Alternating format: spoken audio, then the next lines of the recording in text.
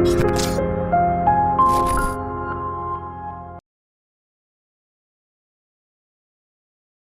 वालेकुम, मेरा नाम ज़ैद कुंदन है और थॉट ऑन टेप की आज की एपिसोड में मेरे साथ मौजूद हैं। पाकिस्तान को रिप्रेजेंट करने जा रहे हैं सिंगापुर में। रोबोटिक्स ओलंपिक्स एक बहुत बड़ा कॉन्टेस्ट है जिसमें दुनिया के 180 से ज़्यादा कॉम्पिटिटर्स हिस्सा ले रहे हैं। उसमें से जो पाकिस्तान को जो टीम रिप्रेजेंट कर रही है, आज वो टीम मेरी शो में मौजूद है। मैं इंट्रोडक्शन करवाऊंगा सैयद हाशिर अली का, जो पार्टिसिपेंट हैं, और उसके साथ मौजूद हैं हसन सिद्दीक। हसन सिद्दीक इस पूरी टीम को मेंटोर कर रहे हैं और हाशिर अली उस टीम का एक कंपोनेंट हैं। सबसे पहले मैं हाशिर से बात करूंगा। हाशिर, सबसे पहले आपको तो बहुत मुबारक हो कि आप इतने बड़े कंपटीशन में जा रहे हैं। साथ ही मुझे ये बताना कि पहले आप अपना इंट्रोडक्शन मुझे बताएं कि आपकी क्या लेवल है इस वक्त, रोबोटिक्स में आपकी क्या एजुकेशन है, और आपका अपना इंट्रोडक्शन पहले मुझे बताएं। जी, मैं अभी ओ लेवल्स कर रहा हूँ करंटली दिलायब स्कूल से, और साथ साथ एक साल इल्म दीन कोर्स भी कर रहा हूँ अलबुरहान से। एक साला इल्म दीन इल्म कोर्स कर दीन रहा हूँ कोर्स जी भी जी, कर रहे हैं, माशाल्लाह। और जो हफ्ते इतवार को होता है सिर्फ, और अल्हम्दुलिल्लाह हाफिज़ कुरान भी हूँ। What's your age? मेरी एज 18 है। माशाल्लाह, यू आर क्वाइट यंग। मुझे ये बताओ कि हाशिर, आप रोबोटिक्स के इस कंपटीशन में पहले भी जा चुके हो, जी जी जो जिनेवा में हुआ था, जी स्विट्जरलैंड में, राइट? जी और इस साल आप माशाल्लाह दोबारा इस कंपटीशन में पार्टिसिपेट जी कर रहे हो, जो कि सिंगापुर में हो रहा जी है। जी इस कंपटीशन के अंदर आप कैसे आए? आपका इंटरेस्ट डेवलप कैसे हुआ? थोड़ा इसका इलेबोरेशन दो ना।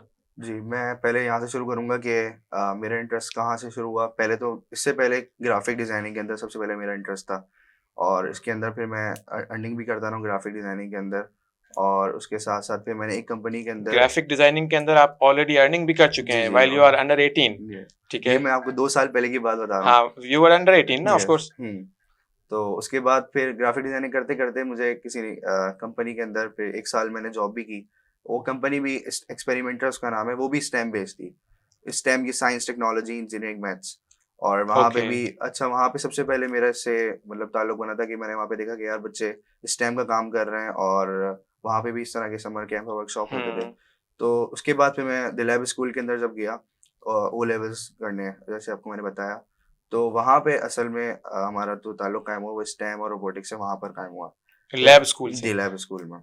वैसे लैब स्कूल एक जनरल स्कूल है ना, नॉट फॉर स्कूल रोबोट, कोई ना स्पेसिफिक तो नहीं है ना? No okay. इसके साथ हम दूसरे स्कूलों के अंदर देखते हैं वो सिर्फ पढ़ाई के ऊपर फोकस करते हैं, लेकिन हमने इसको इसलिए चूज किया कि पढ़ाई के साथ साथ हमें ये चीजें वहाँ पे फैसिलिटीज भी हमें मिल रही थी। सही। हफ्ते के अंदर अगर आपके 2 पीरियड जो है वो सिर्फ स्टेम के हो रहे थे।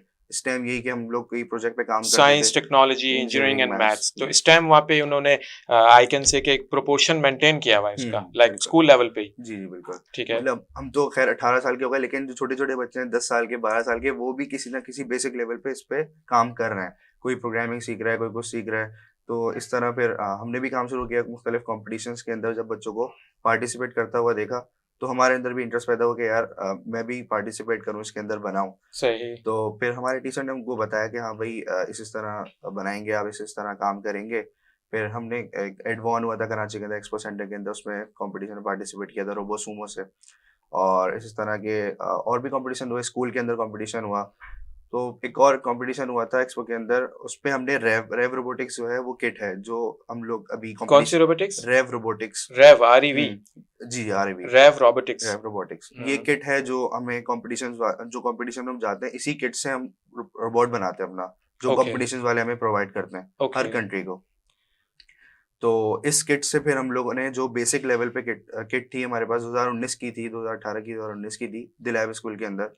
उससे हमने फिर एक बेसिक रोबोट बनाया, रोबो सुमो। हमें पता नहीं था कि कंपटीशन होने जा रहा है अभी, लेकिन हम्म। हमने पहले ही इस पे काम शुरू किया, हमारे स्कूल में रखी हुई थी, तो हम्म। हमने काम किया।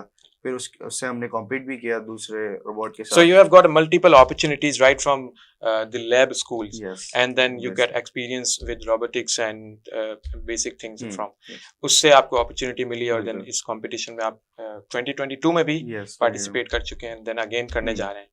ठीक है, that's really very nice.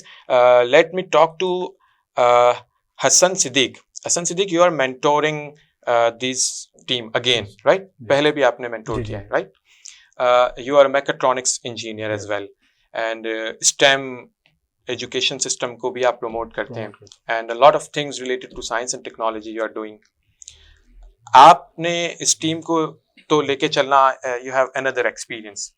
आपका अपना पर्सनल एक्सपीरियंस रोबोटिक्स इंडस्ट्री में या स्टेम इंडस्ट्री में थोड़ा एलैबोरेट करें, अपना एक्सपीरियंस भी बताएं। बेसिकली देखें तो रोबोटिक्स इंडस्ट्री इटसेल्फ कुछ है नहीं पाकिस्तान में। पाकिस्तान में नहीं है वैसे तो इंडस्ट्री का आप इसको अभी नाम नहीं दे सकते, बहुत बड़ा लैक है यहाँ पे। मगर किसी हद तक ये कहीं ना कहीं इस्तेमाल हो जाता है, मगर वो वेल्डिंग या सब उसके लिए असेंबली लाइन की हद तक आप इसको समझ सकते हैं। मगर एजुकेशन सेक्टर में stem education, science technology engineering और मैथ, तो बेसिकली जो रोबोटिक फील्ड है वो इसी के अंदर ही आती है। आप मशीन लर्निंग या डेटा साइंस, आर्टिफिशियल इंटेलिजेंस, इसको भी आप स्टेम के अंदर ही ले सकते हैं। अच्छा, स्टेम के अंदर सॉफ्टवेयर से रिलेटेड कुछ आता है? जी, टेक्नोलॉजी में सब आ जाता है, हार्डवेयर सॉफ्टवेयर, टेक्नोलॉजी इंजीनियरिंग और मैथ इन्वॉल्व है, आप उसको स्टेम के अंदर कंसीडर कर सकते हैं। और सॉफ्टवेयर से दूर कर ही नहीं सकते क्योंकि ये इनबिल्ट है। आप प्रोग्रामिंग कर रहे हैं तो मैथ तो इस्तेमाल करनी है। फिर टेक्नोलॉजी के बगैर तो आप मतलब सिर्फ सॉफ्टवेयर का क्या करेंगे? ऑफ कोर्स, ठीक है ना। तो अब जैसे IoT है, आपके मशीन लर्निंग है, कंप्यूटर विजन है, ये सारी चीजें, AI है, ये सारी चीजें आपके स्टेम के अंदर ही आती है।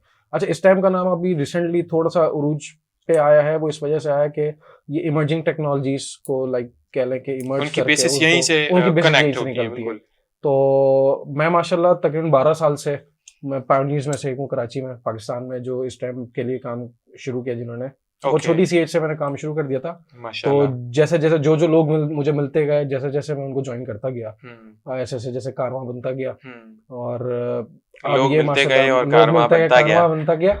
तो अब जो इसी सिलसिले में फिर मैंने अपनी इंजीनियरिंग भी स्टार्ट की। मेरी बैचलर्स भी मैकेट्रॉनिक्स में ही है और फिर मेरा मास्टर्स भी मैकेट्रॉनिक्स में ही है। वो एक शौक है एक रोबोटिक्स का कि कुछ चीज़ें बनानी है, समझ रहे हैं। तो अब उसमें बात ये कि वो जो रिक्वायरमेंट है वो फुलफिल नहीं हो रही, इमोशनल नीड वो फुलफिल नहीं हो रही रोबोटिक्स पे, तो फिर उसके जो नियरेस्ट पार्ट है वो स्टेम है। ओके, ठीक है ना। तो जब एक चीज़ आपको नहीं मिल रही तो अब फिर आप लीस्ट बेस्ट पे एटलीस्ट अपने आप को लाई करते हैं। तो उसमें ये था कि स्टेम में फिर जाने के बाद छोटे बच्चों से, इनकी एज के जो स्टूडेंट्स हैं उनसे अच्छा खासा 8, 9, 10 साल का मुझे एक्सपीरियंस है कि इनको ट्रेन करना, इनको दूसरे कॉम्पिटिशन में रेडी करना, प्रोवाइड करना और लैब में उनको जाके आप। हाँ बिल्कुल ऐसा ही। तो इसमें अब बेशक मैं किसी भी फील्ड में, किसी भी सेक्टर में अगर हूँ, मेरी जॉब कहीं पे भी है या मैं किसी भी नौयत का काम कर रहा हूँ, मगर मेरी फर्स्ट प्रायोरिटी होती है कोई भी टीम अगर कहीं जा रही है, इंटरनेशनल या नेशनल पार्टिसिपेट कर रही है, रोबोटिक्स का जहाँ नाम होगा वहाँ पे मेरी कोशिश होती है मेरी इन्वॉल्वमेंट लाजिम हो, क्योंकि ये मेरा शौक है और मैं ये एज में बहुत मिस करता हूँ। तो मेरी कोशिश होती है कि मैं इनके साथ किसी ना किसी तरीके से ना जुड़ा रहूँ। So that's really very nice. आपकी टीम, हाशिर की टीम और your mentor, आप लोग किस तरह से मिले? बेसिकली मैं और मेरा दोस्त शर्जील इम्तियाज, उसकी एक कंपनी स्टेम एक्स ग्लोबल के नाम से। ओके। तो बेसिकली वो तो सॉफ्टवेयर से रिलेटेड या आपके स्टेम एजुकेशन से रिलेटेड ही काम करते हैं वो। मगर ये इंटरनेशनल जो कंपटीशन था उसके लिए उसने खास मुझे कहा कि भाई ऐसी ऐसी अपॉर्चुनिटी है, हम अप्लाई करें। तो मैंने कहा गो हेड, क्यों ना करें। अच्छा, वो भी इस चीज़ को बहुत मिस करता था। इंजीनियरिंग लाइफ हमने बहुत काम किया, मगर ये कि प्रोफेशनली हम ना ये एलिमेंट मिस करते थे बहुत ज़्यादा कि ऐसा कुछ होना चाहिए जिसमें हमारी लिए भी कुछ हो। मतलब जॉब मिल जाना, सैलरी मिल जाना, ठीक है, ये एक अलग बात है। रिकग्निशन चाहिए या आप कह लें कि जो हमारा पैशन है कहीं ना कहीं तो हमें हाईलाइट हो इनसाइड और आउटसाइड। हाँ बिल्कुल ऐसी। तो ऐसे उसने डिस्कस किया, मैंने कहा हम कर सकते हैं। तो फिर ये समझ लें कि हम एज अ फ्रीलांस या पर्सनल एंटिटी में ही हमने अपनी कैपेसिटी में एक टीम बनाई। मतलब एक मेंटोर शर्जील इम्तियाज है, जिस नाम लेना लाजिम है उनके लिए, उसका मतलब जितना इंपॉर्टेंट मैं हूँ ये है शर्जील इम्तियाज की। सारी एफर्ट उनकी है, उन्होंने पूरी इंटरनेशनल जो आप कह लें कि कम्युनिकेशन है उन लोगों से, टीम पाकिस्तान को रिप्रेजेंट करना, लाइक उन्होंने ऐसी पिक्चर पोर्ट्रे की है कि टीम पाकिस्तान भी पार्टिसिपेट कर सकती है। जब पूरी दुनिया करती है तो टीम पाकिस्तान भी कर सकती है। तो फिर अल्लाह करके उनके पास रिप्रेजेंटेशनशिप आई इसकी, और फिर उन्होंने किट इंपोर्ट की वहाँ से तकरीबन। जो किट पाकिस्तान में नहीं मिलती, यहाँ पे रेव रोबोटिक्स नहीं मिलती, एनईडी यूनिवर्सिटी, ज़ेबिस यूनिवर्सिटी, इतनी बड़ी लैब्स, सब कुछ है। मगर देखें उनका जो मतलब जिस लेवल की ये किट है या जो सामान है ये इंडस्ट्रियल ग्रेड का है। और ये जितने भी आप नाम ले रहे हैं इससे नीचे जितने भी हैं सारे एकेडमिक्स कह लें या एजुकेशन पर्पस किट्स हैं, ये बेसिक बिगिनर्स के लिए हैं। तो ये जो किट है ये इटसेल्फ इसमें मेटल शामिल हैं, मतलब स्पेसिफिक मटेरियल्स हैं, पॉलीयूरेथीन, मतलब उनके मटेरियल इंडस्ट्रियल ग्रेड के मटेरियल्स हैं उसमें, और वो इटसेल्फ एक 40 किलो के डब्बा में आती है। ओके। तो अच्छा खासा एक्सपेंसिव किट है। और फिर ये शर्जील की एफर्ट है कि फिर उन्होंने क्या किया कि $10,000 की बेसिकली वो किट बेचते हैं। तो $10,000 पाकिस्तानी बहुत ज्यादा होते हैं, तो एप्लीकेशन भेजी कि जैसे हमें वेव करें, हम पार्टिसिपेट तो करना चाहते हैं मगर $10,000 किट हमारे पास नहीं है, बहुत मेन बहुत बड़ा रिसोर्स नहीं है ऑफ अमाउंट कोर्स। है। $10,000 बहुत बड़ा अमाउंट है। और फिर दूसरा हमने ट्रैवलिंग एक्सपेंस देखने हैं, अपने बाकी चीजें देखनी है। तो अगर आप ये वेव करते हो तो ठीक है, हम एफर्ट करते हैं। तो ये वो हुआ किट आपके पास सबसे पहले कब आई? ये हमारे पास कंपटीशन तकरीबन 2.5 महीने पहले आई, पिछले साल की मैं बात बता रहा हूँ। पिछले साल आपका फर्स्ट कंपटीशन में पार्टिसिपेशन था? उससे पहले भी First था, time था? मगर वो जैसे कोविड में था, ऑनलाइन था हमारे पास। अच्छा, उस वक्त किट थी? उससे पहले नहीं, उस वक्त कोई नहीं थी क्योंकि कोविड था, आपकी लॉजिस्टिक्स वगैरह सब बंद थे। तो वो ऑनलाइन टास्क दे देते थे कि आपने घर में बैठ के ये काम करना है, मतलब जूम से पे या स्काइप पे पूरी टीम गैदर हो जाती थी। जो भी टास्क मिलता था, सोशल मीडिया का टास्क है या कोई डिजाइनिंग करनी है, समझ इस तरह के टास्क को वो असाइन करते थे और बस वो हम ऑनलाइन ही सबमिट करते थे। वो इसी तरह के थे कि वो ऑनलाइन हो वो सके, ऑनलाइन हो सकता है बेसिकली। ये देन यू पूरी कम इनटू 2022 जो जी, आपका फर्स्ट असल में कंपटीशन फिजिकल हुआ। जो FGC तो पिछले 7-8 साल से तो हो रहा है, सही ठीक है ना। टीम पाकिस्तान पार्टिसिपेट नहीं कर रही थी, हमारे लिए नया था, उनके लिए तो समझ लें, तो उनके लिए ये हायरार्की या समझ लें कि ये जो लेगेसी है कंटिन्यू रखना लाजिम था कोविड में भी। हाँ, ठीक है ना। तो एक गैप आ गया था बीच में, फिर इन्होंने 2020 में ऑनलाइन रखा और फिर 2022 में 21 से हम अप्लाई करने की कोशिश कर रहे थे। 22 में हमें रिप्लाई आया, किट हमारे पास आई। बात यह है कि पार्टिसिपेट करने का जो कोर एलिमेंट है वो किट ही है, वो सामान ही है। अब मजे की बात यह है, एक डब्बा जो अमेरिका गया, जो जापान गया, सेम आपको भी वही मिलेगा और इसके अलावा आप कोई और सामान इस्तेमाल ही नहीं कर सकते। बेशक आपके पास जितने भी रिसोर्सेज हैं, फॉर इक्वल अपॉर्चुनिटी। अब यहाँ पे सिर्फ आपकी अपनी प्रोडक्टिविटी और क्रिएटिविटी मैटर करती है कि आप इसी आप सामान इस किट से क्या अपना इनोवेशन इसमें डाल के कुछ प्रोड्यूस कर सकते और टास्क भी सेम है। मजे की बात ये है, सामान सेम है, टास्क सेम है। अब सारा यहाँ पे आपकी क्रिएटिविटी पे डिपेंड करता है कि okay, tell me one thing के there are 180 countries representing into this, like robotic Olympic होने जा रहा है, जिसमें अभी आप लोग कब जाएंगे? अक्टूबर में जाएंगे, very near you are to go, right. तो इस कंपटीशन में सारे कॉम्पिटिटर्स या कॉन्टेस्टेंट जो भी हैं वो अपना अपना टास्क लेकर आएंगे। तो उसमें आपका टास्क क्या है? आपकी टीम को क्या करके देना है? वो ये करते हैं कि एक जो भी एक ग्लोबल प्रॉब्लम है ना, जो सबकी है, जैसे कार्बन इमिशन है आपके, अभी हाइड्रोजन, इस साल की थीम है हाइड्रोजन होराइजन। हाइड्रोजन होराइजन में ये है कि आपने कनेक्टिंग टू ग्लोबल वार्मिंग, हाँ, ग्लोबल इश्यूज हैं वो उनको टारगेट करते हैं। जैसे उसमें था लास्ट ईयर का था कार्बन कैप्चर के, एनवायरनमेंट में जितने भी बैड कार्बन हैं उनको आपने कलेक्ट करके किसी यूजफुल आइटम में कन्वर्ट करना है, या फिर उसको तरीके से आपने कहीं डंप करना है। ठीक है, ये लास्ट ईयर का था। तो सबको टास्क भी सेम होता है, सबका सामान भी सेम होता है। तो इस साल का है हाइड्रोजन होराइजन के, पानी को यूज करते हुए आपने किसी मतलब यूजफुल उसमें प्रोडक्ट में कन्वर्ट करना है, या फिर जैसे फ्यूल सेल्स में कन्वर्ट करना है। असल जो अल्टीमेट टास्क है वो पानी को इस्तेमाल करते हुए हाइड्रोजन और ऑक्सीजन को पहले सेपरेट करना है, कलेक्ट करना है, सेपरेट करना है, फिर डेडिकेटेड इसके अंदर केमिस्ट्री भी आ गई। केमिस्ट्री इस लेवल पे नहीं है क्योंकि इसमें वो ये स्टेम के आगे सी लग गया, एलिमेंटल ऑब्जेक्ट्स यूज करते हैं। जैसे कार्बन को एक बॉल से रिप्रेजेंट कर दिया उन्होंने, समझ रहे। हाइड्रोजन के लिए प्रैक्टिकली बॉल से रिप्रेजेंट कर दिया उन्होंने। बट जेन्युइनली वो हाइड्रोजन या कार्बन तो नहीं है ना? नहीं है। देखें आप, इसकी जो एज लिमिट है वो अंडर 19 तक आप पार्टिसिपेट कर सकते हैं। तो जरा उनके कैलिबर को देखते हुए मैं तो मेंटोर हूँ, मतलब जो टीचर्स हैं वो तो मेंटोरशिप तो कर सकते हैं, मगर जो सारा जो बेसिक काम है वो स्टूडेंट्स नहीं करना। तो लेवल उनका लेके चलना है, उनको उनसे कुछ आइडिया निकलवाना। बिल्कुल ऐसा ही है। और वहां जाके मजे की बात ये है कि आपको किसी के अगेंस्ट कम्पीट नहीं करना, वहाँ अलायंस बना के दूसरी टीम्स के साथ आपने उस प्रॉब्लम को सॉल्व करना है। सो करंट आपका जो टास्क है वो ग्लोबल वार्मिंग को एड्रेस कर रहा है। एनर्जी क्राइसिस है, लास्ट ईयर ग्लोबल वार्मिंग से रिलेटेड था, इस साल एनर्जी क्राइसिस से रिलेटेड है। हाशिर से बात करते हैं। हाशिर, तुम इस टीम में दूसरी बार पार्टिसिपेट कर रहे हो, तुम्हारा पिछले वाले टर्म में क्या रोल था और अब उसमें तुम्हारा क्या रोल है?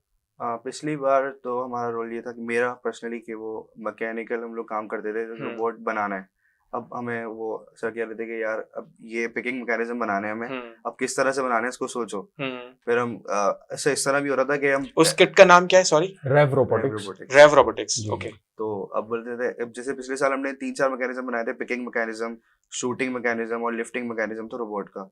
तो अब जैसे पिकिंग मैकेनिज्म, ये ड्राइव ट्रेन की बात करें, ड्राइव ट्रेन हमने पहले बनाते थे, पहले बनाई यार नहीं ये सही काम नहीं कर रही, इसको चेंज करें। ड्राइव ट्रेन किट में से कोई आइटम है? सारा सामान किट से, किट का ही प्रोडक्ट है वो उसका ड्राइविंग मैकेनिज्म को ड्राइव ट्रेन कह रहे हैं अच्छा, कि रोबोट किट को का मूव कोई हिस्सा करना नहीं है, हिस्सा नहीं है, उस कंपोनेंट से ही बनाना है आपने। उस कंपोनेंट से बना अब के आप हम उसको ड्राइव ट्रेन कह रहे हैं, जैसे उसके अंदर ओके, 2 व्हीलर बना दें, 3 व्हीलर बना दें, 4 व्हीलर बना दें, या तो व्हील बनेंगे तो डायगोनल्स बना दें, रोबोट को ट्रांसपोर्ट करने के लिए, उसकी मोबिलिटी के लिए कुछ ना कुछ आपने ड्राइविंग मैकेनिज्म बनाना है। ओके, ड्राइव ट्रेन हम उसको कहते हैं रोबोटिक्स में। उसके अंदर बीम और व्हील्स लगा के उसके अंदर चेन भी दी हुई होती है, चेन कनेक्ट करके फिर उसके अंदर ड्राइविंग मैकेनिज्म। तो हमारा काम यही था कि हम मैकेनिक काम करते थे उसके, मैकेनिकल कंट्रीब्यूशन था तुम्हारा। बिल्कुल।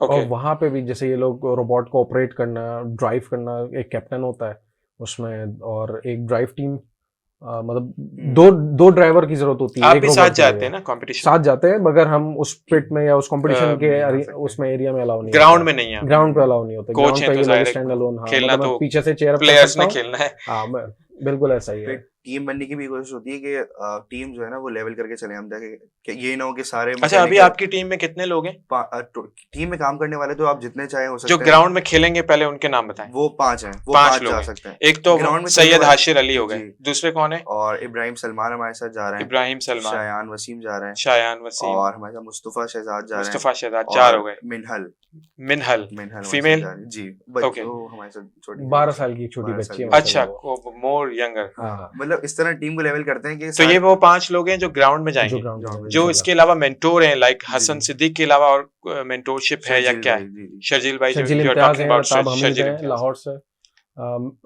मैं हूँ, और शर्जील इम्तियाज है, रताब हमीद है लाहौर से। ठीक है। तो लास्ट टाइम जो टीम का कॉम्बिनेशन था कि 3 स्टूडेंट्स लाहौर से थे, 2 कराची से थे, और फिर 2 मेंटोर हमारे कराची से थे। तो इस साल भी हमारा कोशिश ये है कि हम लाहौर की जो टीम है उनको भी ऑन बोर्ड लें। ठीक है। इंशाल्लाह रताब हमीद जो मेंटोर हैं वो लास्ट टाइम पार्टिसिपेंट थी, तो इस साल वो एज अ मेंटोर जा रही हैं। ओके, ऐसा भी हो रहा है। तो अब आप मेंटोर कब बन रहे हो? Next year. अच्छा, ओके।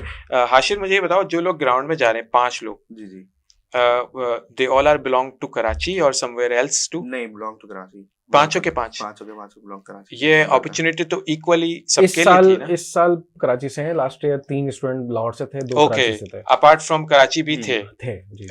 इट्स जनरल फ्रॉम अब पाकिस्तान। मसला ये कि वो एज ब्रैकेट में नहीं आते। हाँ, कंपटीशन के एक जाहिर चले एक गए। क्राइटेरिया भी होगा ऑफ सही कोर्स। बात हमने है। वहां से भी कोशिश की थी लाहौर से कि हमारी जो वो कोई टीम contribution वो मिल जाए। लेकिन वो फिर अब देखें, शर्जील इम्तियाज की बात है कि वो अपना एक सेटअप चला रहे हैं, मेरी अपनी मसरूफियात हैं, ये हम इनकी भी अपनी स्टडी है, तो हमारे लिए बहुत मुश्किल होता है। हम सिर्फ अभी भी वीकेंड पे जाके पूरा अपना हफ्ता और इतवार ये कह लें कि सिर्फ रोबोट पे काम करते हैं, क्योंकि ये प्राइमरीली आपका काम तो नहीं है ना, नहीं मतलब है। आपका इंटरेस्ट है और First आपका priority ऐसा ही एक वो है जिसको आप बस ये फुलफिल कर समझ रहे कि हैं, हम शौक अपने है। पैशन को परस्यू करने की कोशिश कर रहे हैं, और उसी में कोशिश कर रहे हैं कि कुछ ना कुछ एक अच्छी सूरत हाल सामने आ जाए।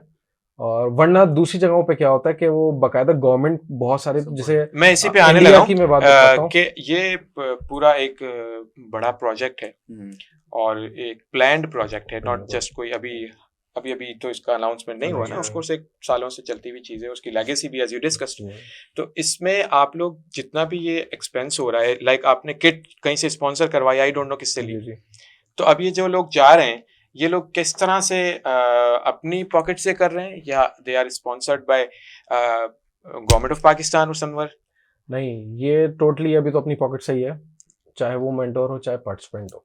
ओके, आप सब लोग अपनी अपनी उससे जा रहे हैं, you have no sponsorship by government? नहीं है स्पॉन्सरशिप। हमें कभी जैसे लास्ट ईयर हमारे पास स्पॉन्सरशिप थी, किसी ने अपनी जगह दे दी कि भाई आप किसी से मुराद कोई प्राइवेट मैं आपको छोटे सिक्के करके डिफेंस में एक जगह है जो बच्चों को ट्रेनिंग, छोटे सिक्के, आई नो, सैयद अरसलान, हाँ, उनके लास्ट ईयर वो था हमारे स्पॉन्सर थे, जो मतलब उन्होंने जगह दी, अपनी सारा सेटअप हमें हैंड ओवर किया कि ठीक है, आपको जब आके ट्रेनिंग करनी है आप वो कर सकते हैं।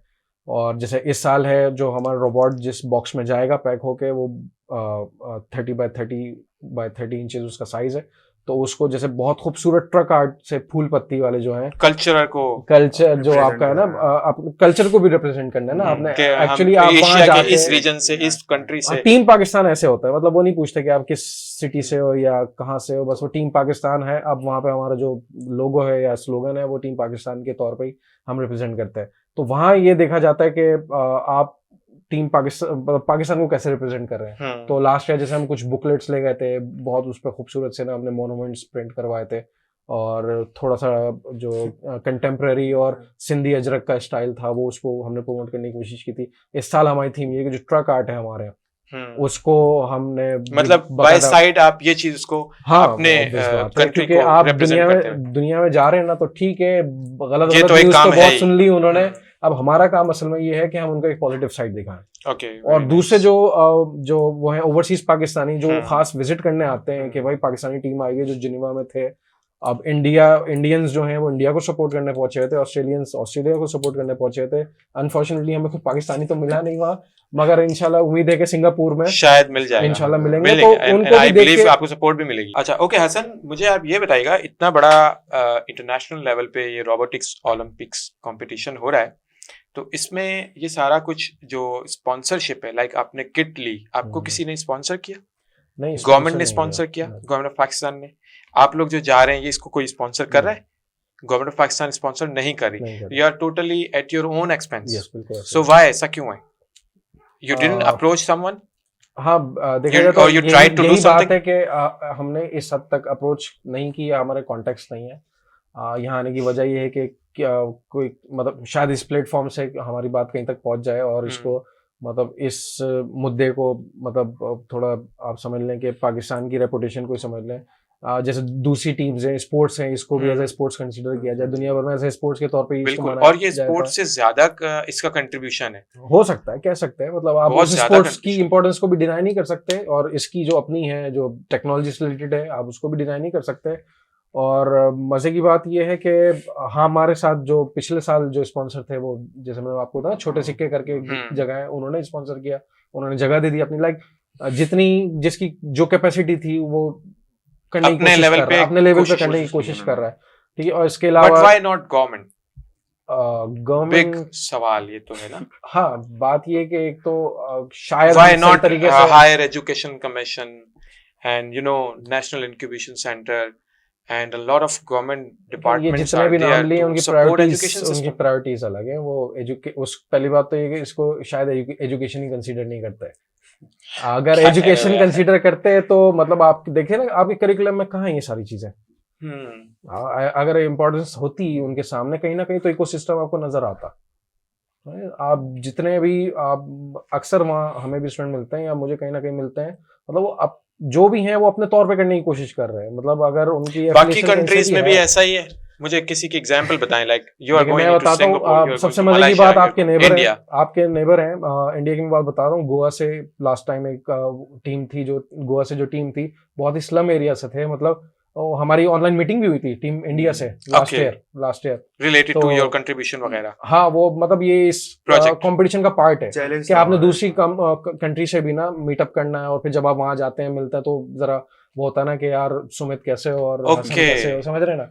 तो टीम ऑस्ट्रेलिया से हुई, जर्मनी से हुई, जापान से, तो इस तरीके से आप पहले से मतलब कॉन्टेक्स्ट बनाने की कोशिश करते हैं ताकि वहां जाके एक कम्युनिकेशन का जितना गैप कम हो, जितना कम हो उतना बेहतर हो। क्योंकि आपने वहां जाके किसी के अगेंस्ट कॉम्पीट नहीं करना। सबसे मजे की बात ये अलायंस बना के आपने एक ही टास्क को सबने मिलकर करना, तो जितनी अच्छी बॉन्डिंग होगी उतना आपके वहां पे परफॉर्मेंस के चांसेस, अच्छी परफॉर्मेंस के चांसेस ज्यादा है।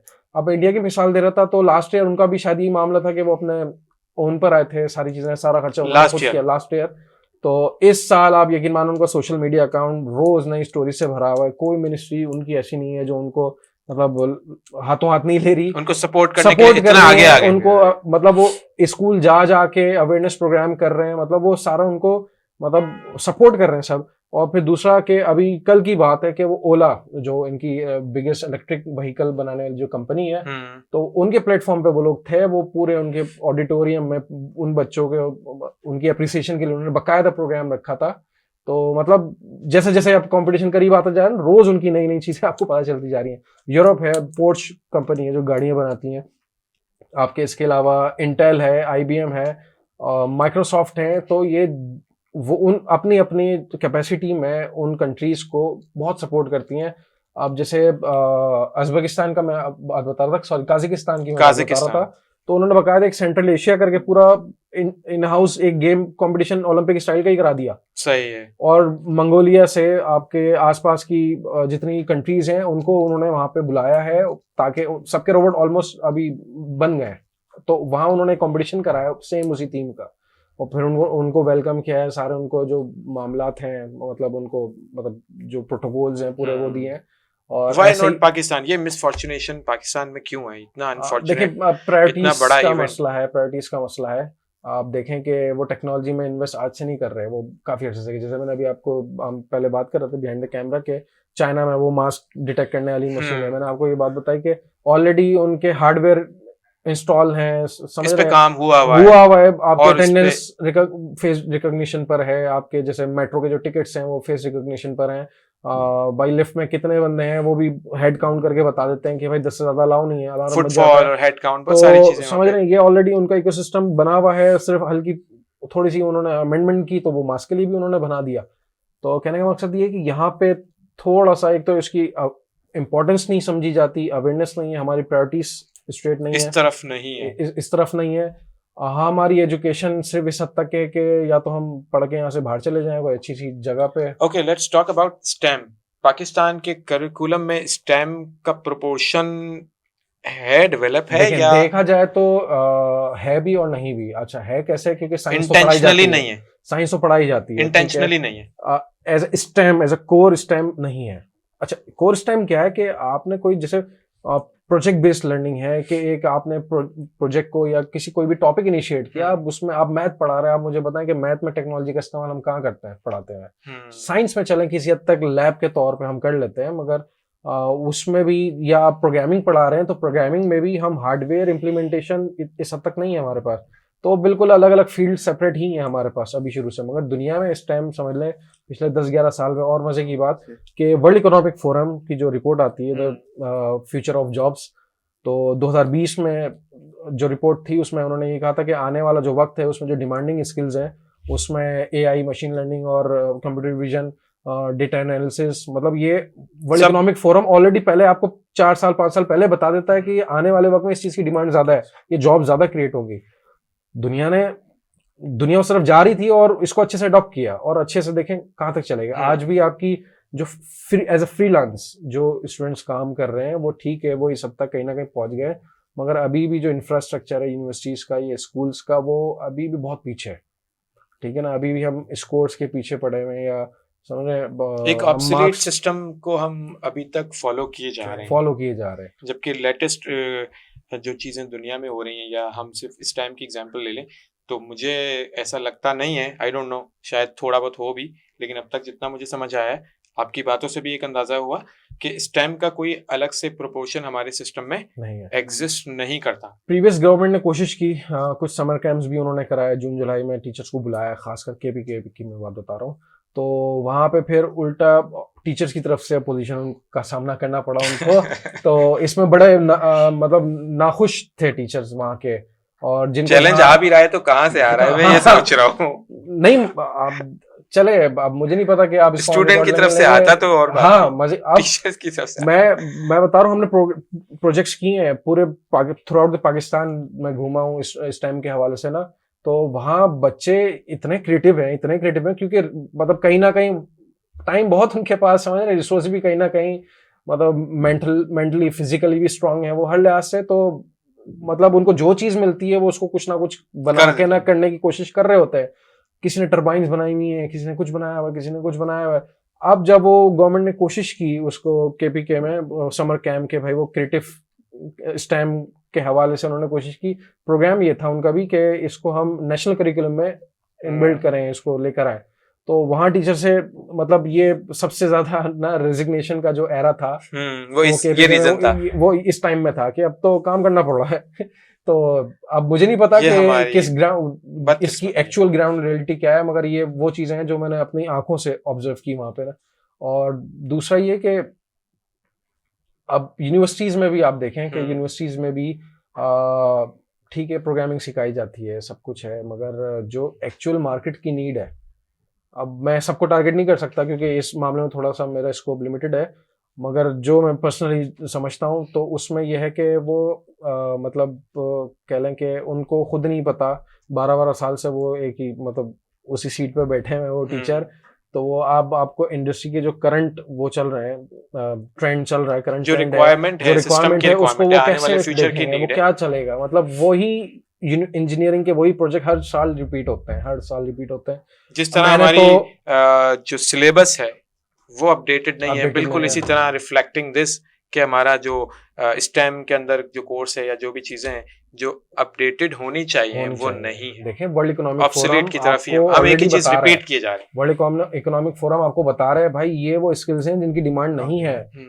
रट्टे की डिमांड नहीं है, आपको टेबल याद करने की जरूरत नहीं है, हम्म। आपको लैंग्वेजेस पे अबूर रखने की जरूरत नहीं है, आपको मैनुअल हाथ से काम करना, बहुत मास्टरी दिखाना अब जरूरत नहीं है। आप लिटरली आप रिपोर्ट में पढ़ें, बगैर प्रोपोर्शन लिखा है कि अगले 5 साल में इनका प्रोपोर्शन इतना कम हो जाएगा, लेस डिमांडिंग मोस्ट डिमांडिंग। अब मजे की बात ये रोबोटिक्स इंजीनियरिंग की बात है, अभी देखें हम कहाँ हैं, मगर वही AI machine learning data analysis 2023 की जो रिपोर्ट है दोबारा से रिपीट हुई है कि ये अभी भी अगले 2027 तक मोस्ट डिमांडिंग स्किल्स में से एक है। जो टॉप 8 स्किल्स हैं वो स्टेम से रिलेटेड है, सारी की सारी, जिसमें से एक जो शायद ही अगर कोई हो तो है, कम्युनिकेशन की होगी। नहीं है वो भी नहीं है, सेल्स की भी नहीं है। जो टॉप जो रोबोटिक्स इंजीनियरिंग नंबर 7 पर है, रोबोटिक्स इंजीनियरिंग नंबर 7 पर है, जितनी इसके अलावा जो बाकी की 7 है वो डेटा से रिलेटेड है, पहली से लेकर 7 तक, पहली से लेकर 8 तक, बीच में 7वें नंबर पे रोबोटिक्स इंजीनियरिंग है। Machine learning, AI, big data, data analysis, समझ रहे ना आप? तो ये टॉप 8 की बात हो गई। फिर आप देखें ना कि हम किस तरफ है। Okay, let's speak to the project जो आपकी टीम करने जा रही है। I would like to speak with Hashir Ali. आपने अपने प्रोजेक्ट के बारे में थोड़ी सी मुझे वो दी, आप थोड़ा सा मुझे इलेबोरेट करें, इस प्रोजेक्ट का टॉपिक क्या है, सबसे पहले तो ये बताएं। टॉपिक जो है हाइड्रोजन होराइजन्स, जो हमें थीम मिली है, हाइड्रोजन होराइजन्स। तो इसको जो उन्होंने टास्क में दिया है कि आपके पास, पहले तो हम रोबोट के बारे में बात कर लेते हैं कि कौन कौन से उसमें मैकेनिज्म हमने बनाए। एक तो वही ड्राइव ट्रेन हमने बनाई है उसके अंदर, और फिर उसके बाद ड्राइव ट्रेन क्या करती है? ड्राइव ट्रेन यही रोबोट को मूव कराती है, जो रोबोट की मूवमेंट, पूरे सिस्टम की मूवमेंट को ड्राइव करा रही है, वो एक ट्रेन है, ड्राइव ट्रेन उसको कह रहे हैं, बेस कह लें उसको, ठीक है, आगे बताएं। और उसके बाद फिर हमने उसके अंदर बॉल पिकिंग मैकेनिज्म, जिस तरह आपको पहले समय मैंने बताया कि कार्बन को उन्होंने बॉल सपोज किया, ये बॉल पड़ी है, मैकेनिज्म इसको उठाना, ये मैकेनिज्म, बिल्कुल। तो वो व्हाट आई कैन से वो रोबोटिक ऑटोमेटिक हो रहा होगा, वो पिक हो रहा होगा, नहीं उसको भी हम कंट्रोल कर रहे होंगे। देयर इज अ प्रोग्रामिंग है, वायरलेसली उसको रिमोट से कंट्रोल कर रहे होंगे। ओके। और वो बॉल जो पिछले साल थी वो कार्बन थी, वो कार्बन को उन्होंने एक बॉल सपोज किया था जो प्लास्टिक की ब्लैक कलर की बॉल थी। इस बार जो है वो 2 बॉल है, एक ग्रीन है और एक रेड जो H2O का फॉर्मूला है वाटर का, तो 2 हाइड्रोजन और उसके हिसाब से उन्होंने बनाया रेशो के हिसाब से कि अगर 1 ऑक्सीजन है तो 2 हाइड्रोजन, इस तरह उन्होंने पूरा वो बनाया सेटअप। तो हमने बॉल कलेक्टिंग के अंदर भी उसका साइज देखा है कि यार अगर हम बॉल पिक कर रहे हैं तो उसके अंदर बड़ी वाली बॉल हमने अलग जगह पे हमें प्लेस करनी है और छोटी वाली बॉल जो हाइड्रोजन उसको अलग जगह पे प्लेस करना है। तो उसका भी हमने पिकिंग मैकेनिज्म के अंदर ये बनाया है कि हम लोग जो बड़ी बॉल पिक करने जा रहे हैं उसको हम अलग तरीके से करेंगे, उसको अलग ड्राइव करके करेंगे, और जो छोटी बॉल है हमारे पास उसको अलग ड्राइव करेंगे, अलग तरीके से पिक करेंगे। सही है। और दूसरा जो मैकेनिज्म है हमारे पास वो है लिफ्टिंग मैकेनिज्म। रोबोट को जो एंड के अंदर, जैसे हमारे साथ पिछले साल था कि रोबोट को सारे काम करने के बाद, सारे टास्क पूरे करने के बाद एंड में हाई बार पे हैंग होना था। किस पे हैंग होना था? High bar. हाई बार जो हमारे पास एक क्या कहेंगे उसको, एक बास्केट बनी हुई थी जहां हम कार्बन को थ्रो कर रहे थे थ्रो रोबोट, तो उसके ऊपर ही एक लोअर बार, मिडिल बार, हाई बार, तो उसके हिसाब से उसके स्कोर भी थे कि जो रोबोट उसके ऊपर लो बार पे जा रहा था उसको उसके हिसाब से स्कोर मिलता था, और जो हाई बार पे जा रहा था उसको उसके हिसाब से स्कोर मिलता था। तो अल्हम्दुलिल्लाह पाकिस्तान ने भी एक पिछली बार वो हाई बार पे गया था, तो इसी तरह इस साल भी है। लेकिन वो जो पिछली बार का बता रहा हूँ वो तकरीबन 7-8 फुट की हाइट थी जैसे हाई बार जो था, तो और इस बार जो है खैर वो 1 मीटर 1.5 मीटर की है। तो इसी तरह उसके अंदर फिर लिफ्टिंग मैकेनिज्म भी है। सो यू हैव 3 मैकेनिज्म अभी तक जो आपने मुझे बताया, picking mechanism, lifting mechanism and the drive through, right? इसके इसके अलावा इसके अंदर बस यही बॉल कलेक्ट होती है, एक बास्केट के अंदर जाती है, बास्केट के अंदर से फिर सॉर्ट होती वो है। उठा के उसमें डालेगा या थ्रो करेगा? नहीं, अब रोबोट अगर वो पिकिंग मैकेनिज्म चल रहा है तो एक हमने इसके अंदर ट्यूब्स लगाई है, जो बॉल जैसे इसके अंदर आएगी वो ट्यूब्स को ऊपर ले जाएंगी, ऊपर लेके जाएंगे रोबोट से, वो बास्केट के अंदर ऑटोमेटिक आके गिर जाएंगी।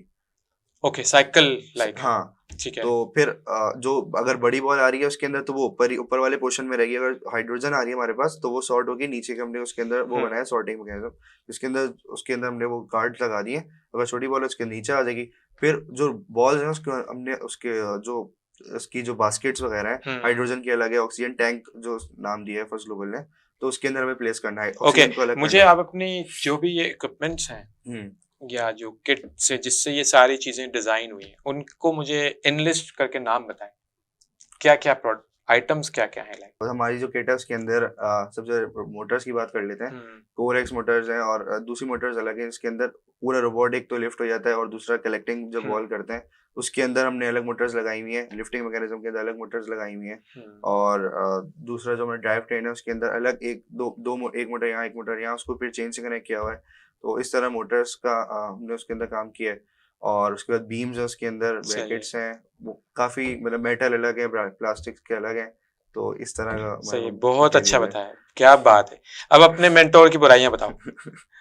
बुराइयां तो कोई नहीं है, फ्रेंडली नहीं बताओ क्या हुआ। नहीं, बस ये होता है कि हमको जैसे ये बोलते हैं कि यार कोई ये चीज ढूंढ के लाओ। हम एक साल काम किया और पिछले साल ये ज्यादा हो रहा था कि वाले बोलते थे ये खास नाम बता देते, हमें पता नहीं हो रहा था, पता भी और एक बार काम किया, लेकिन अब दूसरी बार जब करने जा रहे थे यार ये चीज ढूंढ के लाओ, हम ढूंढने नहीं मिल रही। अगर नहीं ढूंढ के लाओ मार्केट से? नहीं, उस किट के अंदर से ढूंढनी होती थी। अच्छा, okay. वो इतना सारा वो सब कुछ चीजें बहुत ज्यादा सेम तो होती उस थी। किट में से चीजें कौन ढूंढेगा? ये खुद ढूंढेगा क्या मतलब आपका? नहीं, बस ढूंढ के ला रहे हो तो हमें नहीं मिलती थी, हमसे बोलते नहीं है। बोलते अगर मैं निकाल के लाऊंगा फिर क्या होगा? तो फिर जा रहे थे और वो चीज उसके किट के अंदर से निकलती थी। उसमें जो कंपोनेंट्स है ना वो लिमिटेड आइटम्स हैं, दिया हुआ कि भाई अगर ब्रैकेट है तो इतने हैं, ये व्हील्स हैं तो 4 हैं या 6 हैं। अब मुझे पता है यहाँ पे 4 व्हील लगे हैं, मेरे पास 2 व्हील बाकी हैं। अब मैं तो यही कहूंगा ना कि अगर मुझे मिल गया तो अपना नाम विड्रॉ करोगे। सही है, तो इस तरीके से ना, तो ये जरा अब मुझे पता है कि मैंने चीज देखी है, अभी ये नहीं सर नहीं मिल रही हो अब, या तो अब और भी टीम मेंबर्स है ना। अच्छा, कभी कोशिश होती है एज अ मेंटोर आप वैसे all are equal, I know, all are contributing effort कर रहे हैं, मेहनत कर रहे हैं। आप किसी ऐसे अपने टीम के लड़के का या लड़की का नाम बताएं जो आपको लगता है वो ज्यादा ज्यादा अच्छा कंट्रीब्यूट कर रहे हैं कंपैरेटिवली, अगर कोई रेटिंग कर रहे हो आप। अच्छा, आई डोंट नो ये मुझे सवाल करना चाहिए या मैं बता देता हूँ। इसमें जो पिछले साल के जो पार्टिसिपेंट्स हैं तो उनकी सिग्निफिकेंस ज्यादा है ऑब्वियसली, क्योंकि पिछले साल वाले सारे अब जो कुछ इसमें सिमिलर रिपीट हो रहे हैं। कितने रिपीट हो रहे हैं? You are also repeating. एक आप हो, एक और कोई और? शायान है, जो शायान का टोटल काम जो उसको डेडिकेटेड किया हुआ प्रोग्रामिंग इलेक्ट्रॉनिक्स उसको दी हुई है। तो अब ये वो हैं जिनको एक्सपीरियंस भी है, जिनको जैसे पता है कि अगर मैं कोई चीज मांग रहा हूँ तो वो दिखने में कैसी है, उसका नाम क्या है, you are expecting more from the, of course. ऐसा ही है। और जो नए हैं वो लाइक इस साल ट्रेन हो रहे हैं, वो उनके साथ रह के सीख गए हैं बहुत सारी बातें। और जो मिनहल 12 साल की, अब उससे आप मतलब क्या एक्सपेक्ट कर सकते हैं। तो किसी ना किसी तौर पर हम टास्क को असाइन करते हैं और फिर उनसे आउटपुट की कोशिश करते हैं, फिर स्विचिंग भी करते हैं। One of your participant is Shayan, जो रिपीट कर रहा है आपके साथ ही। आप भी थे, काफी सारे कंपटीशन के पार्टिसिपेट किया है, फारसी नहीं इसमें सेकंड टाइम आपके साथ जा रहा है। और उसकी क्या वो है मतलब एजुकेशन वगैरह? वो अभी A लेवल्स के अंदर पढ़ रहा है, उसका भी A2 है, चल रहा है, निक्सर कॉलेज के अंदर है। और वो भी पिछले साल भी जा रहा था, उसने प्रोग्रामिंग लिखी थी और इस बार वो हमारे साथ कंट्रीब्यूट भी कर रहा है मैकेनिकल। उसको लेकर नहीं आए तुम? नहीं, उसको लेकर नहीं आ सके। अच्छा, खैर, let me speak further about robotic in Pakistan. जो आप काम कर रहे हैं, ऑफ कोर्स ये बहुत इनिशियल है, बच्चों को ट्रेन करने के लिए, और एक कंपटीशन में जाना और ये सब चीजें करना फ्यूचरिस्टिक है, बहुत आगे की बातें आप सीखेंगे, करेंगे।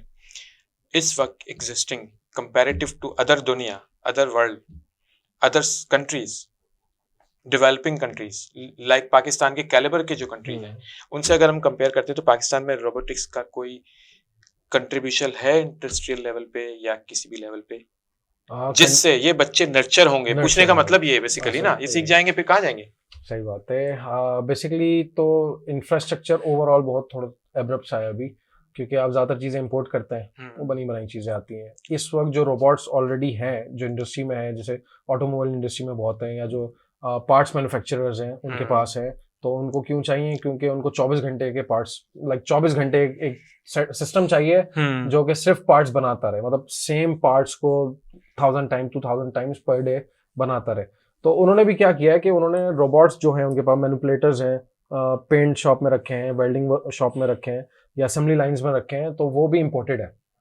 सही है, यहाँ पे एक दो बंदे होते हैं उनको लुक आफ्टर करने के लिए, मगर वो अगर थोड़ा सा प्रोग्राम भी छेड़ना हो या कोई मसला आ जाता है तो उसके लिए भी या तो वहाँ से बाहर से इंजीनियर आएगा, चाहे वो ताइवान हो, जापान हो, चाइना हो, और इवन हम थाईलैंड के रोबोट भी यहाँ पे इम्पोर्ट करता है। ठीक है, और कोई मसला आता है तो पहले तो कोशिश होती है कि जो लुक आफ्टर कर रहा है वो इतना केपेबल हो कि ऑनलाइन हमारी मीटिंग हो उससे, और वो उसको जैसे रिजॉल्व करे।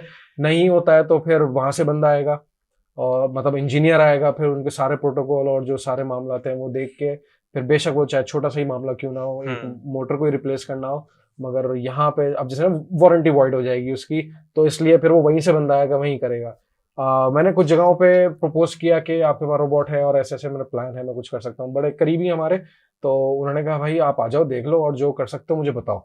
अब मैं गया हूँ, वो तो रोबोट बिजी सारे टाइम, मतलब हम तो लंच ब्रेक भी लेते हैं, वो तो लंच ब्रेक भी नहीं ले रहे हैं। वो ना वेल्डिंग के इस मतलब कुछ पॉइंट्स थे, आप पीस रखे हैं वो वेल्ड करके ना, एक बंदा था सिर्फ जो पीस रिप्लेसमेंट का काम कर रहा था, तो वो रोबोट सिर्फ रुकता था सफाई के लिए या फ्यूम्स को क्लियर करने के लिए, फिर उसके बाद वो 24 घंटे ना रोबोट तकरीबन चलता रहता था। तो अब मैं खुद परेशान कि मैं इसके साथ क्या करूं। बोलने हम उसको स्टॉप करें तो उसको देखें ना, मतलब वो बोलने भाई जो इन्वेस्टर है वो तो हमें खा जाएगा, मतलब आपने आरओआई दिखाने ना कि भाई इतने टाइम में इसका आरओआई निकल आएगा। अब आपने 2 करोड़ की इन्वेस्टमेंट की अगर एक मैनिपुलेटर पे, तो मतलब 2-3 महीने में आपने वादा किया है और ये रुकना नहीं चाहिए। तो R&D के लिए तो मतलब उन्होंने कहा कि आप क्या करोगे, दूर दूर से बैठ के क्या R&D करोगे। मैंने कहा बात तो आपकी भी सही है। तो मतलब मैं उसको 3-4 दिन बस गया, मैंने उसको ऑब्जर्व किया और मैं वापस आ गया। कुछ भी नहीं कर सकता, कुछ नहीं कर सकता उस पर, जबकि उन्होंने अलाउ किया, सब कुछ किया। बोल रहे मगर ये नहीं रुकना चाहिए, इसके बार बार आप जो कर सकते तो कुछ हो भी नहीं सकता। बात ये कि आप अगर वो मुझे अलाउ कर भी दें या किसी को भी अलाउ करें, तो मतलब वारंटी वॉइड हो जाएगी, 2 करोड़ की इन्वेस्टमेंट है उनकी, वो समझ रहे ना, तो रिस्क फैक्टर बहुत बड़ा है। हाँ, जो मशीनरी हमारे ये तो रिस्क फैक्टर नहीं है ना कि उसको स्टॉप किया जाए, उसको ऑफ किया जाए, रोका जाए। अगर प्रोग्राम चेंज कर दिया, जो बंदा 1.5 साल पहले प्रोग्राम करके गया है वही 1.5 साल से वही प्रोग्राम चल रहा है, वही पार्ट्स को वो मिलियंस टाइम, वो डर रहे हैं उससे इसको कुछ हाँ इसको कुछ नहीं होना चाहिए। मतलब वो सबसे महंगी इन्वेस्टमेंट में से एक इन्वेस्टमेंट है। तो ठीक है, आपके जितने भी अच्छे मामला आते हैं उनसे अच्छी सलाम दुआ है, मगर वो आपको उसको उस पे R&D नहीं करने देंगे। इसके अलावा आपने किसी पाकिस्तानी सिस्टम में कहीं पे ये वेयर हाउसिंग में किसी हद तक इस्तेमाल होता है, मगर पाकिस्तान में फार्मास्यूटिकल्स में आप उसको रोबोट के लिए या मशीनरी या प्लांट के लिए कंप्लीट, या मिनी रोबोट या नहीं ह्यूमनॉइड के लिए, नहीं ह्यूमनॉइड तो अभी भी अभी तो शायद कहीं पे भी इस्तेमाल नहीं हो रहा है। सिर्फ रिसर्च और आप कह लें कि सिर्फ मार्केटिंग एस्पेक्ट से जितनी भी दुनिया में है ना, ह्यूमनॉइड अभी कहीं इस्तेमाल नहीं हो रहा। हाँ, जैसे एक्सोस्केलेटन्स यूज हो रहे हैं, रिहेबिलिटेशन पर्पस के लिए हो रहे हैं। जो कौन से स्केलेटन्स? एक्सोस्केलेटन्स। हाँ, लाइक आपको इंजरी हुई है, कोई आपका ऑपरेशन हुआ या कोई असिस्ट, वॉकिंग असिस्ट करने के जो बायोनिक हैंड्स वगैरह हैं उस तरह के। हाँ, बहुत अच्छा याद दिलाया। वो भी रोबोटिक ऑपरेशन होता है। हाँ, वो भी रोबोटिक होता है। इसमें एक अच्छा याद दिलाया कि बायोनिक्स एक कंपनी है पाकिस्तानी जो प्रोस्थेटिक हैंड्स बनाते हैं, रोबोटिक हैंड्स। तो अनस नियाज नाम है उनका, वो भी मेरे क्लास फेलो है। तो एक ये सेक्टर है, शायद वही हमारे कास्ट में आए भी थे, आए होंगे शायद, क्योंकि वो माशाल्लाह बहुत आउट क्लास उनका वो चल रहा है, अभी भी शायद बाहर ही है वो। तो वो मार्केट में मतलब बड़े अच्छे से बायोनिक के स्पेस को फिल करने की उसके पर काम कर रहे हैं। सही बात है। अच्छा बात, मगर मसला ये कि वो जो प्रॉब्लम है वो बहुत छोटे से सेक्टर का है, ठीक है ना। बहुत कम लोग ऐसे हैं जिनको वो प्रॉब्लम है, और उसमें से बहुत कम लोग ऐसे हैं जो अफोर्ड कर सकते हैं उसको। वो भी फिर एक्सटर्नल फंडिंग से उनको मतलब उनका काम चल रहा है, अगर देखा जाए तो। मगर देखा जाए तो इंटरनेशनली जो रेपुटेशन है पाकिस्तान में जो रोबोटिक्स और प्रोस्थेटिक्स के हवाले से, वो माशाल्लाह बहुत अच्छी है उनके नाम से, बायोनिक्स के नाम से। तो बाकी मुझे नहीं लगता। अब तो जैसे आपके करीब में दुबई में आप देखें, आपकी डिलीवरी रोबोट से हो रही है, आपकी ड्रोन इस्तेमाल हो रहे हैं, सर्वेलेंस के लिए इस्तेमाल हो रहे हैं। खैर मिलिट्री का इसलिए नहीं कह सकते क्योंकि अभी एक्चुअल ग्राउंड पे तो टेस्टिंग नहीं चल रही है ना किसी उसमें, सर्विलेंस के लिए हो रहे हैं, आपकी पाइपलाइन की इंस्पेक्शंस हैं। जर्मनी में एयरपोर्ट्स के ऊपर रोबोटिक्स जो है वो जो पैसेंजर्स हैं उनको गाइड कर रहे हैं, उनको बता रहे हैं। दुबई के मॉल्स दुबई के अंदर है, कहीं हाँ, पे ऐसा ही है। कोप्स का काम कर, पुलिस पुलिस सर्विसेज दे सर्विस रहे का काम हैं, है। ट्रैफिक कंट्रोल का और- काम कर रहे हैं। तो दुनिया में तो ऑफ कोर्स हो रहा है, मैं यहाँ ढूंढ रहा हूँ, मुझे यहाँ बताओ, यहाँ किसी आटे की फैक्ट्री में दिखाओ, हाँ, किसी- एक मजे की बात, मैं वो फिर ऑटोमोबाइल में आ जाएगा। एक लाहौर में रक्षा बनाने वाला एक कारखाना है, वो उन्होंने अली एक्सप्रेस से एक चाइना का रोबोट इंपोर्ट किया है, और वो चाइना के रोबोट जो इंपोर्ट हुआ, वो हमें कैसे पता चला, वो मेरे दोस्त को कॉल आई कि भाई हमने मंगा तो लिया, अभी ये प्रोग्राम नहीं हो रहा हमसे। तो वो फिर यहाँ से all the way through Lahore गए, वहां उनको बैठ के प्रोग्राम किया। अब वो उनको भी समझ में नहीं आता, पता नहीं कौन सा मंगा लिया इन्होंने ना, मतलब वेल्डिंग के लिए शायद उन्होंने इस्तेमाल किया था, तो कौन सा रोबोट उन्होंने मंगा लिया है।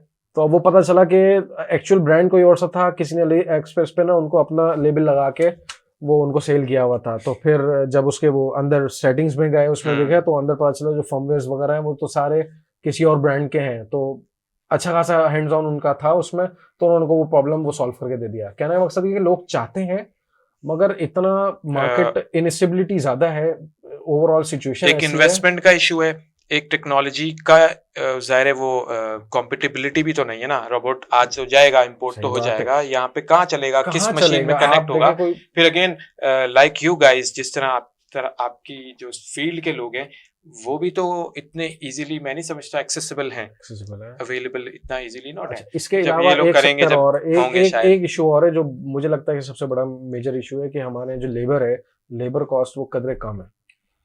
ठीक है ना। तो अब मैं 2 करोड़ की इन्वेस्टमेंट क्यों करूंगा जब मुझे पता है कि मैं ठीक है एक एम्प्टी हॉल में दे दूं, कुछ टेबल्स डाल दूं, तो वही काम मैं लेबर भर के ना उससे ज्यादा हो जाता है, तो रोबोटिक्स से मैं क्यों करूंगा, क्यों करूं इतनी महंगी कन्विंस करना लोगों को कि मैं और फिर इतने सारे उसके अंदर मसाइल हो, जैसे कि सिस्टम में हमारे हैं ना तो एक्सपर्ट अवेलेबल है ना, कॉम्पिटिबिलिटी के इश्यूज हैं, फिर इंपोर्ट करना है, पैसा लगाना है, और ये सारी रुकावटें हैं। तो फिर कौन जाएगा? ये है कि अब फिर आप जाएंगे नहीं, इसमें एक मसला ये भी है कि जो मैनुअल लेबर आ रही है ना, ह्यूमन लेबर आ रही है, तो आप उनको सुबह ये भी बोल सकते हैं आप घर जाओ, ठीक है ना। मतलब आपकी इन्वेस्टमेंट तो नहीं डूब रही ना इसमें। वो रोबोट अगर कोविड हिट कर जाता है, अल्लाह ना करे दोबारा ऐसी कोई सिचुएशन आती है, अभी मार्केट के ओवरऑल आप हालात देखें तो ऐसा कोई सिनेरियो आता है, तो वो फिर उनकी तो इन्वेस्टमेंट फंस गई।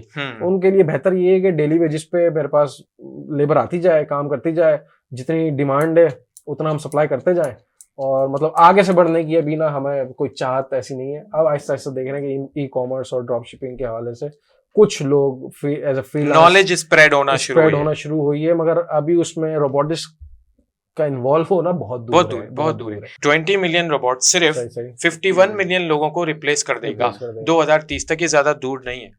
तो पेनिट्रेशन इतना हाई है, और हम अपने मुल्क को देखते हैं तो हम इतना इससे क्वाइट बहुत ज्यादा उससे दूर है, बहुत दूर है। सो अगेन कॉम्पिटिबिलिटी के इश्यूज, ये इश्यूज सारे एक तरफ, गवर्नमेंट का भी तो रोल है ना कि इस किसी चीज को पेनिट्रेशन दुनिया में उसकी ज्यादा हो रही है तो उसको अपने मुल्क की तरफ उसको चैनलाइज किया जाए या स्ट्रीम किया जाए। देखिए हम करेंगे, थोड़ा टाइम लगेगा उसमें करेंगे, हम थोड़े स्लो लर्नर्स हैं। हाँ, लर्न तो करते हैं मगर स्लो। हम आईटी में भी बड़ा देर से आए ना असल में। बिल्कुल ऐसा ही है। ये कोई तनकीद नहीं है, ये हमारा ही कसूर है।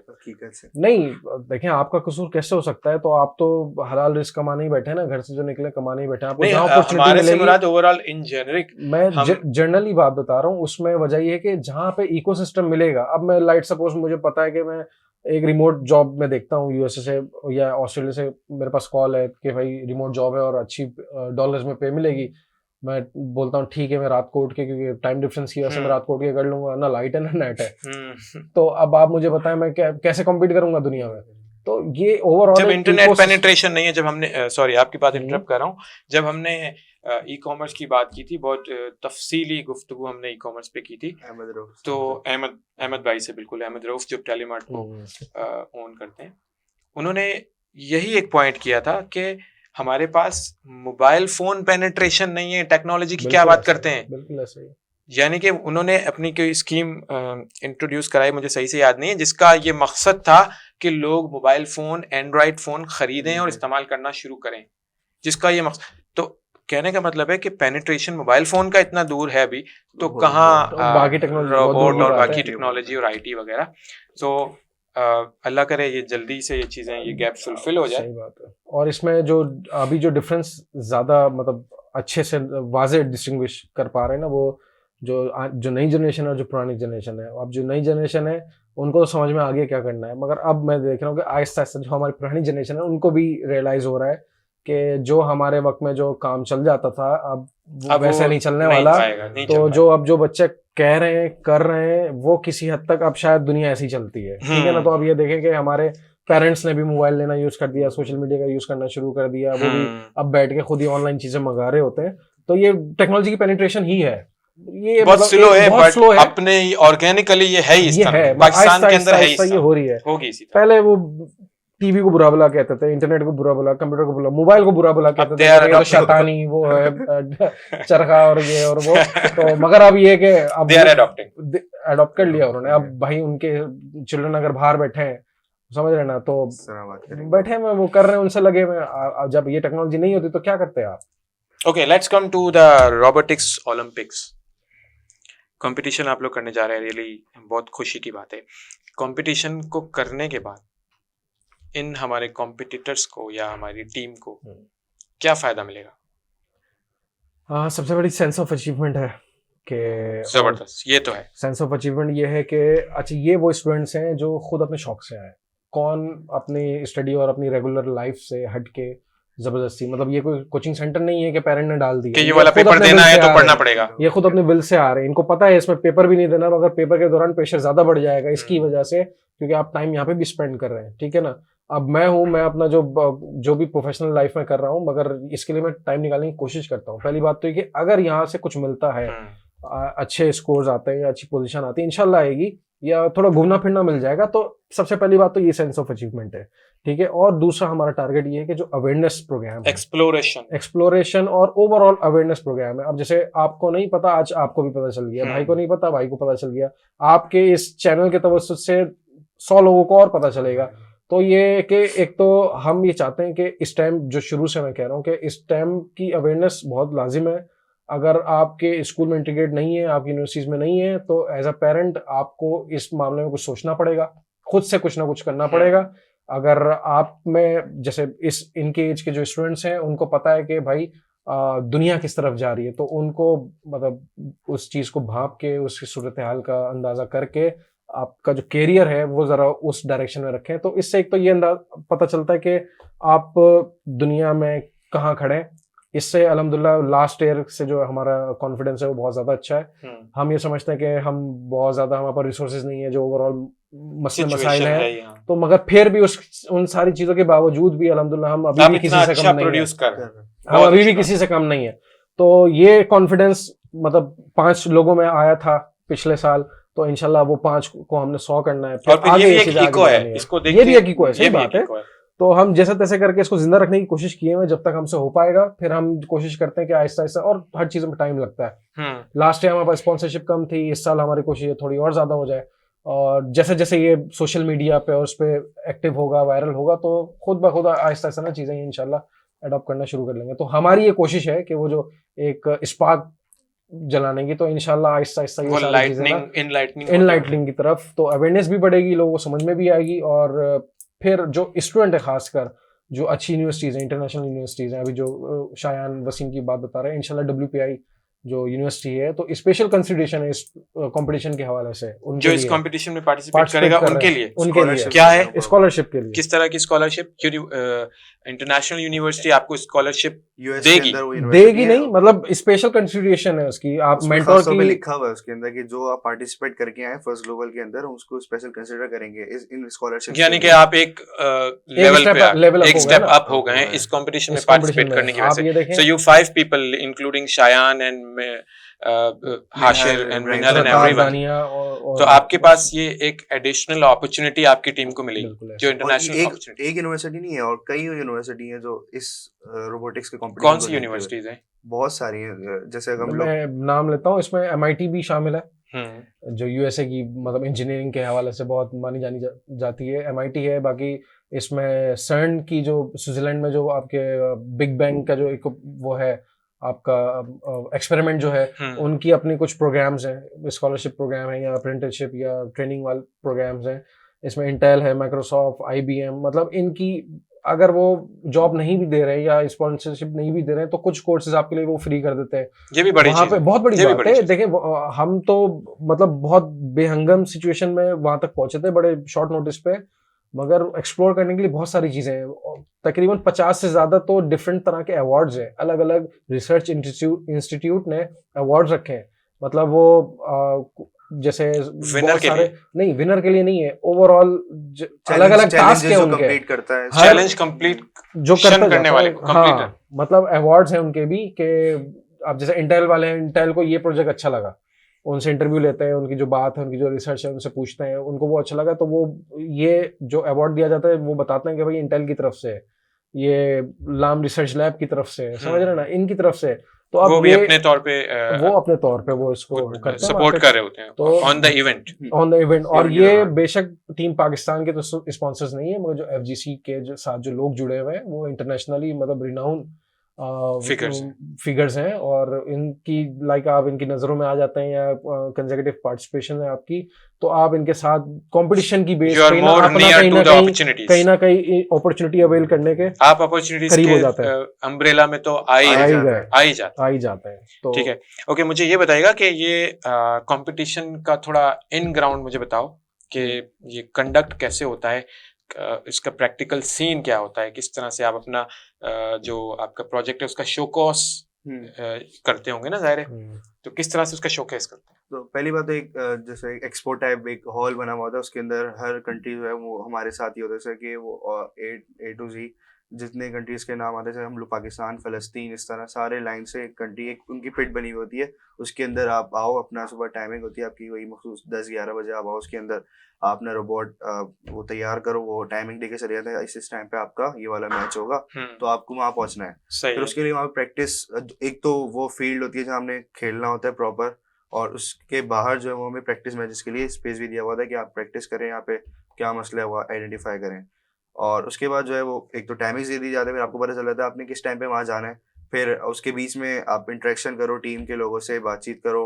और इस तरह भी पिछले साल भी इस तरह हुआ कि अगर हम लोग आखिरी मैचेस जब खेल रहे थे, जब हमारा स्कोर ऐसा था कि बहुत ऊपर जा रहा था, बहुत नीचे आ रहा था, तो दूसरी टीम आके हमारे रोबोट के अंदर काम कर रही थी, जैसे कि कजाकिस्तान वाले फिगर में हम उनके अलायंस में थे ना, अगर हम लोग कोई ऐसा कोई काम करते तो वो उनकी रैंकिंग भी नीचे आती। ओके, ये बताओ कि how long the span of this competition, time कितना है, ड्यूरेशन कितना है? असल में 3 से 4 दिन का है, लेकिन जो हम लोग जाने का और नो वो ट्रिप का ड्यूरेशन नहीं, मैच का ड्यूरेशन 2.5 मिनट का पिछली बार था, इस तरह के 2.5 मिनट में जितने भी टास्क बता रहे थे वो सारे परफॉर्म करना है। जैसे कि वो ये कम नहीं है, 2 मिनट आप लें, आपने 2 मिनट तक आपने सारी बॉल्स को आई वाज थिंकिंग कि अराउंड 15-20 मिनट या शायद 30 अच्छा, मिनट्स का टास्क होता फील्ड होगा, पे जिसमें 6 रोबोट्स है ना, तीन अलायंस इधर खड़ी है, एक अलायंस आपका है, एक अपोनेंट अलायंस है। अच्छा, अपोनेंट नहीं है, मतलब सबने मिलके काम करना है, एक अलायंस सामने, एक अलायंस है, तो बट ऐसा तो नहीं है ना कि आपका जो प्रोजेक्ट है 5 पाकिस्तानी ग्रुप का, तो उसमें कोई और तो नहीं आएगा ना? नहीं उसमें कोई आपका ही वो उसमें आप टीम पाकिस्तान की स्लॉट,